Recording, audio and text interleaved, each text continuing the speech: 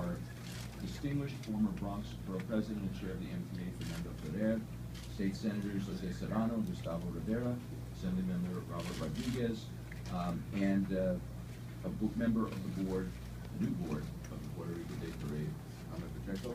And also with us is David Nachman, who is my senior enforcement counsel, who has been working on this matter for some time as they lead the way in what we're going to announce. We're here today because we're announcing comprehensive reforms to the not-for-profit organization that produces the Puerto Rican Day Parade. These reforms will transform the leadership of the parade and strengthen both the governance and finances of this vital cultural institution. The reforms that we're announcing today stem from an investigation by my Charities Bureau into the nonprofit National Puerto Rican Day Parade and their for-profit fundraising and marketing company, Gallows Inc. In response to numerous complaints about financial improprieties in connection with the parade, including from some who are here with us today, my office obtained extensive financial records from sponsors of the parade, interviewed many witnesses, including members of the organization's board. We were seeking to determine two things. First, whether charitable funds that were raised by Gallows, the for-profit company that had contracted with the parade, to support the parade, were actually used for those purposes. And second, whether the board of the nonprofit parade organization fulfilled its duty to protect those charitable assets by providing oversight and putting meaningful financial controls into place. Our investigation, which was done on an expedited basis in about 8 months, found that the parade's for-profit fundraising and marketing company, Gallows, and Gallows' president, Carlos Velasquez, misappropriated and misdirected approximately $1 million in charitable contributions from the parade. The parade contracted exclusively with Gallows to raise its money, and under the contract, Gallows was supposed to take between 25 and 35% of the funds it raised, and to charge certain very specific fundraising and marketing expenses to the parade organization's account.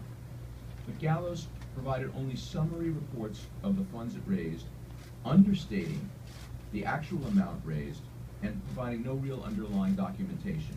By comparing the sponsors' records, the folks who were giving the money, with the reports Gallows provided to the board, we have determined that he significantly underreported the amounts raised, and that's to the tune of about $1 million. So, for example, one corporate sponsor provided $75,000 to the parade through Gallows, but Gallows only reported to the board $20,000 of those contributions. That's the way this scam worked. Had he properly reported all the contributions, the parade would have netted an additional $1 million. That now shows up on the parade's books as a $1 million debt to the Gallows organization. He also misappropriated airline vouchers that were donated to the parade for the use of the parade. And we know now that Gallows and Mr. Velasquez failed in their duty to accurately report funds, misdirected funds, and really abused their position of trust with regard to the parade. But we also know that there should not have been this ongoing misappropriation of assets for years if the board had provided the oversight they're required to under the New York nonprofit law. We have a very strong Charities Bureau in my office. We deal with thousands of nonprofits all the time, and it's clear that certain members of the board gave way too much discretion to Gallows, failed to question revenue reports or ask for documentation, and didn't perform their basic duties. So when Gallows' contract for renewal came up in 2010, there was no request for other bids, no inquiry about past conduct. It was just renewed, even though the parade organization at that point, with Gallows' leadership, had sunk deeply into debt. So the findings of this investigation are very disturbing for all those of us who care about and value the National Puerto Rican Day Parade. It is a critical cultural institution, not just for the Puerto Rican community, not just for New York, but for the community all around the world. And the nonprofit that organizes the parade has a responsibility to all of us, to the donors, to the Puerto Rican community, to the participants, to ensure that the parade is a source of pride for all New Yorkers and not a slush fund to enrich parade organizers. And that is why I'm proud to announce today that we have reached an agreement that will begin a new day for the National Puerto Rican Day Parade. Hoy es un nuevo día para la parada puertorriqueña.